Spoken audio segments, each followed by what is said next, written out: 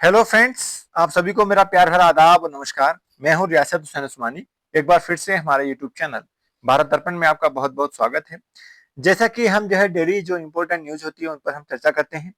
तो आज है 24 मार्च 2026। तो आइए शुरू करते हैं आज की इम्पोर्टेंट न्यूज। देखिएगा, सबसे पहले हम बात करेंगे यहाँ पर बाजार दर्पण की। अब अगर हम बाजार दर्पण को देखते हैं तो सेंसेक्स की अगर बात करें तो देखिएगा लगातार जो है सेंसेक्स गिरता जा रहा है। और आज जो है इसका जो सेंसेक्स की अगर हम बात करें तो 72,696 यानी 72,696 पॉइंट पर जो है ये क्लोज हुआ। वहीं अगर निफ्टी की बात करें तो निफ्टी जो है इसका भी गिरावट आई है और ये जो है 22,512 यानी कि 22,512 जो है पॉइंट पर जो है ये क्लोज हुआ है। वहीं अगर हम बात करें डॉलर की तो देखिए डॉलर जो है लगातार जो है अपने मतलब हाई पीक पर चल रहा है। और इसकी जो कीमत है वो 93 रुपए 53 पैसे हो गई है। यानी कि कहने का मतलब ये है कि हमारा जो रुपया गिरते गिरते जो है बहुत ज्यादा गिर चुका है और ये सबसे निचले स्तर पर आ चुका है। और इसकी जो कीमत डॉलर की हो गई है वो 93 रुपए 53 पैसे हो गई है। तो ये हमने देखा। इसके बाद हम देखते हैं, देखिए गोल्ड की यानी सोने की अगर हम बात करते हैं तो देखिएगा गोल्ड में भी जो है लगातार कई दिनों से जो है लगातार यहाँ पर भारी गिरावट आई है। और आज जो है और ज्यादा गिरावट देखी गई है। अगर हम देखें तो इसकी जो कीमत है 10 ग्राम यानी 1 तोले की कीमत जो है 1,73,600 रुपए हो गई है। वहीं अगर हम चांदी की बात करें यानी सिल्वर की बात करते हैं तो 2,30,000 के आसपास ये हो गई है। तो इसमें भी लगभग 17-18 हजार रुपए का जो है यहाँ पर गिरावट आई है। तो ये जो इम्पोर्टेंट न्यूज हमने बाजार दर्पण पर देखी। तो आइए नेक्स्ट देखते हैं। नेक्स्ट की अगर हम बात करते हैं, देखिए पश्चिमी एशिया महासंग्राम को लेकर के उसमें जो इम्पोर्टेंट न्यूज है उस पर हम चर्चा करते हैं। इसराइल और खाड़ी देशों में जो मौजूद अमेरिकी ठिकानों पर जो है बरसा ईरानी मिसाइलों का कहर। यानी लगातार जो है इसराइल और खाड़ी देशों में जो है अमेरिका अपनी मिसाइलों से लगातार जो है अपना मतलब हमला कर रहा है। इसके दूसरी तरफ अगर हम देखते हैं तो इसराइल और अमेरिका ने भी जो है ईरान में कई ठिकानों पर जो है मिसाइलें दागी हैं। अगर इसके बाद जो है हम बात करते हैं, क्योंकि ट्रंप ने जैसा कि अल्टीमेटम दिया था 48 आवर्स का, तो उसको जो है थोड़ा सा पीछे हटते हुए एक बात कही है कि ट्रंप का बड़ा बयान है और मतलब ऐलान में कहा है कि ईरान के ऊर्जा संयंत्रों पर जो है अगले 5 दिनों तक हम नहीं करेंगे कोई हमला, है ना। तो ऐसा जो है ये मतलब अमेरिका के राष्ट्रपति ट्रंप का जो है यहाँ बड़ा ऐलान है, जिन्होंने जो है कल 48 आवर्स का जो है अल्टीमेटम दिया था ईरान को। अगर हम ईरान की बात करें तो ईरान ने भी जो है अमेरिका के साथ किसी भी बातचीत से जो है इनकार कर दिया है। तो ऐसा माना जा रहा है कि अभी जो है लगातार ये जो स्थिति है जस में तस की बनी हुई है ना। तो ये स्थिति बनी हुई है। अच्छा, अगर हम नेक्स्ट देखते हैं तो नेक्स्ट बात करते हैं। देखिए संसद में कल की तरह ही होगा घमासान, जैसे हमने बताया था कि संसद में जो है बहुत सारे मुद्दों को लेकर के जो है वहां पर घमासान हुआ है। और जैसा कि मान के चलिए वहां पर ट्रेड डील हुई, एफटीन फाइल हुई, इसी को लेकर के जो है या फिर ज्ञानेश्वर कुमार जी के जो खिलाफ मतलब महाभियोग चलाया गया उसके खिलाफ जो है बातचीत रही। इसके साथ ही साथ आज जो है जनता जो है मतलब संसद में जनता के हितों के जो मुद्दे हैं, जैसे एलपीजी किल्लत है या तेल पर जो है मुद्दे हैं, उन पर जो है बातचीत करने के लिए उस पर जो है बहस हो सकती है। ऐसा घमासान जो है मचता रहेगा संसद में, ऐसा अनुमान लगाया जा रहा है ना। वहीं अगर हम बात करें, देखिएगा मोदी जी की जो है एक स्थिति नजर आती है कि चिंता और चुनौती के बीच जो है चेताई से ऊर्जा संकट टाल रहा है देश। और जो है प्रधानमंत्री मोदी जी ने जो है लोकसभा में पश्चिम एशिया संकट और भारत की तैयारियों का दिया लेखा जोखा। यानी जो है किस प्रकार से जो है भारत अपनी तैयारियों में लगा हुआ है उस प्रकार का जो है वो लेखा जोखा जो है प्रधानमंत्री मोदी जी ने लोकसभा में पेश किया है। और इसी तरह से जो है अगर हम बात करें, जो है प्रधानमंत्री जी ने कहा है कि कोरोना संकट की तरह जो है तात्कालिक और मध्यकालिक दीर्घकालिक जो प्रयासों पर कर रहे हैं विशेष काम। यानी जो है मोदी जी ने कहा है कि हम जो है जिस तरह से हमने कोरोना में कार्य किया था उसी तरीके से हम तात्कालिक हों, यानी जैसे जो तत्काल निर्णय ये कार्य होते हैं उन पर भी, और मध्यकालिक भी, और जो है दीर्घकालिक जो लंबे समय तक प्रयास जारी रहेंगे। तो ऐसा जो है प्रधानमंत्री मोदी जी ने कहा है। तो ये बात यहाँ पर हमने देखी, इंपॉर्टेंट न्यूज थी ये। इसके बाद में हम बात करते देखिएगा इंपॉर्टेंट टॉपिक की बात करेंगे हम।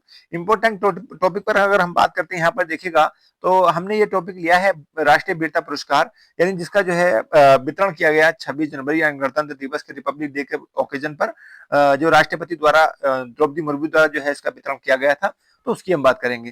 देखिएगा अगर हम बात करते हैं राष्ट्रीय वीरता पुरस्कारों की, तो जो राष्ट्रीय वीरता पुरस्कार हैं इनकी जो स्थापना हुई थी, यानी इसकी जो मतलब शुरुआत की गई थी 1947 में की गई थी। और इसके बाद में जो है जब ये राष्ट्रीय वीरता पुरस्कार जो है राष्ट्रीय वीरता पुरस्कार है ना, इसके बाद में हुआ क्या हुआ, ये 1950 में जो है इसको अलग से कर दिया गया। एक इसको जो है श्रेणी बना दी गई जिसको हम कहते हैं युद्ध काल, यानी युद्ध में जो है वीरता का पुरस्कार दिया जाएगा। और 1952 में जो है इसको जो है शांति काल यानी शांति के समय जो है वीरता पुरस्कार दिया जाएगा। तो इस प्रकार हम कह सकते हैं कि जो वीरता के पुरस्कार हैं वो 2 श्रेणियों में वर्तमान में दिए जाते हैं। और जाहिर सी बात है जो है जब युद्ध की स्थिति होती है तो उस समय जो है युद्धकालीन वीरता पुरस्कार की जो है मतलब वितरण किया जाता है यानी उसकी जो है घोषणा की जाती है। जबकि सामान्य स्तर पर हम बात करते हैं तो शांतिकालीन जो है ज्यादातर शांतिकालीन जो है जो वीरता पुरस्कार है उनकी जो है उनका वितरण किया जाता है। तो हम अगर देखें तो वर्तमान में ऐसा कोई युद्ध जारी नहीं है और हम कह सकते हैं कि जो शांतिकालीन वीरता पुरस्कार है उसकी जो है घोषणा की गई है 26 जनवरी मतलब 2026 को, है ना। तो युद्धकालीन वीरता पुरस्कार की अगर हम बात करते हैं, देखिएगा ये केवल सैनिकों के लिए दिए जाते हैं यानी जो युद्ध काल में, क्योंकि जाहिर सी बात है जब युद्ध होता है किसी विशेष देश से तो वहां पर जो है सैनिकों की जो है उनकी सैन्य बहादुरी और अदम्य बहादुरी को लेकर के जो है उसमें उनका जो है मतलब वीरता के प्रति जो है उनको पुरस्कार या सम्मान के दिया जाता है। तो इसमें जो है 3 रूप होते हैं, है ना। इसमें कौन से होते हैं 3 रूप? देखिए परमवीर चक्र होता है एक तो परमवीर चक्र, और दूसरा होता है महावीर चक्र, और तीसरा होता है वीर चक्र।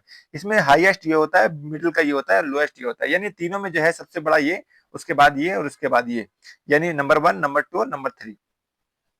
तो इनको अगर हम देखते हैं परमवीर चक्र में, देखिएगा थोड़ा सा यहाँ पर मैंने बना के मतलब बनाने की कोशिश की है। इस तरह से होता है जो परमवीर चक्र होता है, जो पूरी तरीके से जो है एक प्रकार से कह सकते हैं गोल चक्र के रूप में होता है, और इसमें जो है एक पट्टे में जो है एक ही पट्टी होती है रेड कलर की।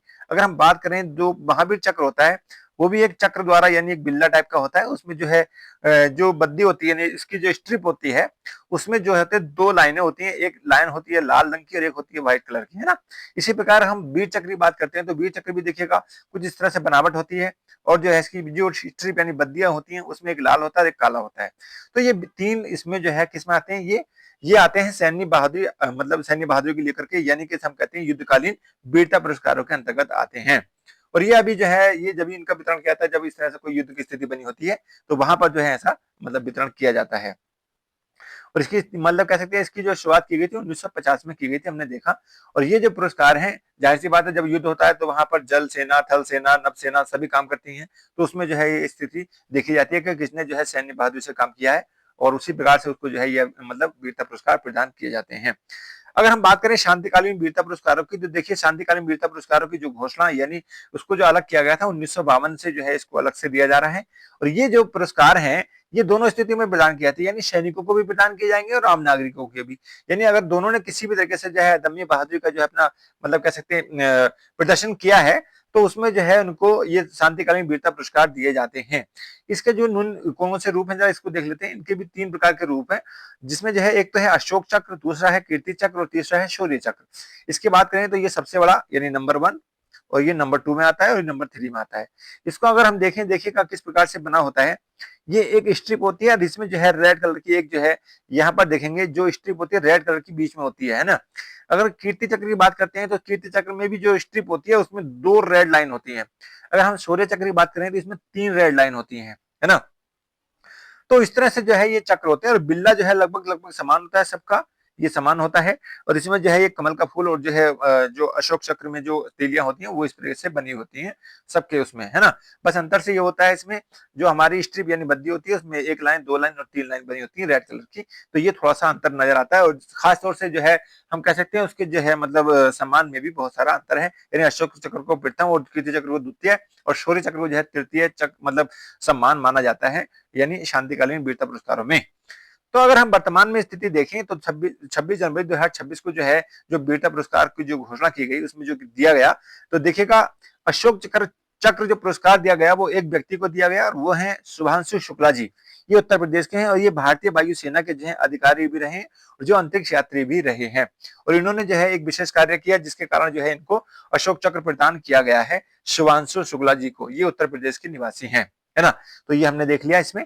नेक्स्ट बात करते हैं कीर्ति चक्र की। तो कीर्ति चक्र पुरस्कारों की अगर हम बात करें तो इसमें जो है 3 व्यक्तियों को दिया गया है। ये व्यक्ति कौन कौन से हैं, देखिएगा अर्शदीप सिंह हैं जो असम राइफल्स के हैं, डोलेश्वर सुब्बा जी हैं जो विशेष बल के कार्य से मतलब विशेष बल से संबंध रखते हैं। अगर हम बात करते हैं तीसरे व्यक्ति हैं प्रशांत बालकृष्ण नायर, ये भारतीय वायुसेना के मतलब व्यक्ति हैं। तो हम कह सकते हैं ये कीर्ति चक्र जो है 3 व्यक्तियों में जो है यहाँ नाम याद रखिएगा, अर्शदीप हैं, डोलेश्वर सुब्बा जी हैं, प्रशांत बालकृष्ण नायर जी हैं। तो ये 3 व्यक्तियों को जो है कीर्ति चक्र प्रदान किया गया। वहीं अगर हम बात करते हैं शौर्य चक्र की, तो देखिए शौर्य चक्र जो है वो 13 व्यक्तियों को यानी 13 जो है पर्सन्स को दिया गया है, जिसमें मुख्य रूप से हम कह सकते हैं घटाके आदित्य श्री कुमार, अंशुल बाल्टू और योगेंद्र सिंह ठाकुर और बलदेव चंद्र जी, इनको जो है ये शौर्य पुरस्कार दिया गया है। मतलब यहाँ पर एक व्यक्तियों का नाम मतलब बहुत सारे हैं, तो इसलिए मैंने यहाँ पर कुछ 4 व्यक्तियों के जो है इम्पोर्टेंट जो है लिए हैं। तो अगर आप ज्यादा देखना चाहते हैं तो वहां पर वेबसाइट पर आप जाकर देख सकते हैं। तो यहाँ पर जो है हमने लिया है विशेष मतलब विशेष लोगों को, यानी उसमें खास लोगों को हमने ले लिया है कि कौन से मतलब मुझे इम्पोर्टेंट लगे, है ना। तो ये है। इसके बाद में हम विशेष टॉपिक पर अगर बात करें तो देखिएगा दूसरा और विशेष टॉपिक है वो है राष्ट्रीय मतदाता दिवस। जैसा कि हम जानते हैं कि 25 जनवरी को जो है प्रति जो वर्ष है वो राष्ट्रीय मतदाता दिवस यानी नेशनल इलेक्टोरल दिवस जो है मनाया जाता है। अगर हम बात करें तो 26 जनवरी 2026 को जो मनाया गया उसकी जो थीम रही वो रही मेरा भारत मेरा वोट, यानी ये जो थीम तो रही क्या रही, मेरा भारत मेरा वोट। ये इसका थीम के साथ किया गया, जिसकी ये टैगलाइन का जो अगर इसकी टैगलाइन देखें तो टैगलाइन क्या रही, टैगलाइन रही इसकी भारतीय लोकतंत्र के केंद्र में नागरिक हैं, ये इसकी टैगलाइन है ना। और थीम क्या है, थीम है मेरा भारत मेरा वोट, ये इसकी टैगलाइन हुए और ये इसका जो है ये हो गई थीम, है ना। तो इसकी थीम क्या है, मेरा भारत मेरा वोट, यानी जो है इसकी राष्ट्रीय मतदाता दिवस 2026 की जो है ये थीम रही है। इसके बाद अगर हम बात करते हैं कि आखिरकार क्यों मनाया जाता है राष्ट्रीय मतदाता दिवस, तो इसकी बात थोड़ी सी कर लेते हैं। देखिए क्या धर्तव्य है कि 25 जनवरी 1950 को जो है भारतीय चुनाव आयोग की स्थापना की गई थी, जिसकी स्मृति में जो है चुनाव में मतदाताओं की भागीदारी को प्रोत्साहित करने और जागरूकता बढ़ाने के उद्देश्य से जो है प्रतिवर्ष 25 जनवरी को जो है राष्ट्रीय मतदाता दिवस मनाया जाता है। यानी कहने का मतलब यह है कि जो हमारा भारतीय चुनाव आयोग है उसकी स्थापना की गई थी 25 जनवरी 1950 को। इसी की जो है उपलक्ष्य में चुनाव के लेकर के और जो मतदाताओं में जागरूकता को लेकर के जो है प्रतिवर्ष जो है 25 जनवरी को मनाया जाता है ये राष्ट्रीय मतदाता दिवस। इसके अगर हम बात करते हैं मतदान विशेष प्रावधान क्या क्या है उसको देख लेते हैं एक बार।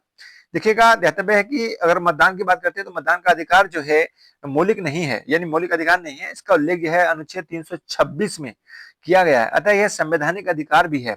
यानी जो है हम कह सकते हैं ये जो है क्या है, मतदान का अधिकार एक अधिकार है, मौलिक नहीं, है ना। इसे हम कह सकते हैं कि सामान्य अधिकार है, एक मौलिक अधिकार नहीं है। और इसके बाद में हम जो है 326 में भी इसका उल्लेख किया गया था, यह संवैधानिक अधिकार भी है। और साथ ही साथ हम यह कह सकते हैं कि जिसके तहत मतदान के अधिकार की गारंटी दी गई है। संविधान के आरंभ में यह मताधिकार की न्यूनतम आयु जो थी, जब संविधान लागू हुआ तो उस समय जो है जो मतदान करने की आयु थी वो कितनी थी, 21 वर्ष थी, है ना। ये देखिए 21 वर्ष थी। उसके बाद में हुआ क्या, 61वें संविधान संशोधन अधिनियम 1989 यानी 61 जो संविधान संशोधन हुआ 1989 में, तो इसकी जो मतलब एज है, जो वोटर की एज है वो 21 वर्ष से कम करके क्या कर दी गई, 18 वर्ष कर दी गई। तो हम कह सकते हैं इसमें जो है अनुच्छेद 326 में जो अनुच्छेद था, अनुच्छेद 326 में संशोधन किया गया और जो है इसकी आयु जो है 21 वर्ष से कम करके 18 वर्ष कर दी गई। और वर्तमान में जो है हम कह सकते हैं कि जिसकी आयु 18 वर्ष हो चुकी है वो जो है मतदान करने की जो है उसको अधिकार प्राप्त हो जाता है। तो इस प्रकार से हमने देखा। अगर इसकी बात करें कि जो वर्तमान में मतदाता पंजीकरण हेतु क्या योग्यताएं रखती हैं, आखिरकार कौन जो है मतदाता मतलब पंजीकरण करा सकता है ना, किसका मतदाता के रूप में पंजीकरण हो सकता है उसकी हम देख लेते हैं। तो सबसे पहली शर्त आती है कि वो भारत का नागरिक होना चाहिए। उसके बाद शर्त आती है कि उसने जो है 18 वर्ष की आयु जो है पूरी कर ली हो और साथ ही साथ जो है वो संबद्ध निर्वाचन क्षेत्र में कम से कम 180 दिन रह चुका हो। कहने मतलब यह है 3 इंपोर्टेंट यहाँ पर जो है शर्तें हैं। पहला भारत का नागरिक होना चाहिए, दूसरा जो है 18 वर्ष की आयु पूरी कर लेनी चाहिए उसको, और तीसरी बात यह है वो कम से कम उस निर्वाचन क्षेत्र में जो है 180 दिन रह चुका हो, है ना। तो ये स्थिति हमने देखी। तो जो हमने ये इंपॉर्टेंट न्यूज और जो इंपॉर्टेंट हमने यहाँ पर टॉपिक देखे, मैं आशा करता हूँ आपको ये पसंद आए होंगे। तो जाने से पहले मैं आपसे रिक्वेस्ट करूंगा कि हमारे यूट्यूब चैनल भारत दर्पण को जो है सब्सक्राइब कर लें और साथ ही साथ जो है हमारे जो वीडियोज हैं उनको शेयर भी करते रहें और जो नोटिफिकेशन वाली घंटी होती है उसको भी दबा दें ताकि जो है आपको नोटिफिकेशन मिल जाए। तो आज के लिए बस इतना ही। जय हिंद, जय भारत, धन्यवाद।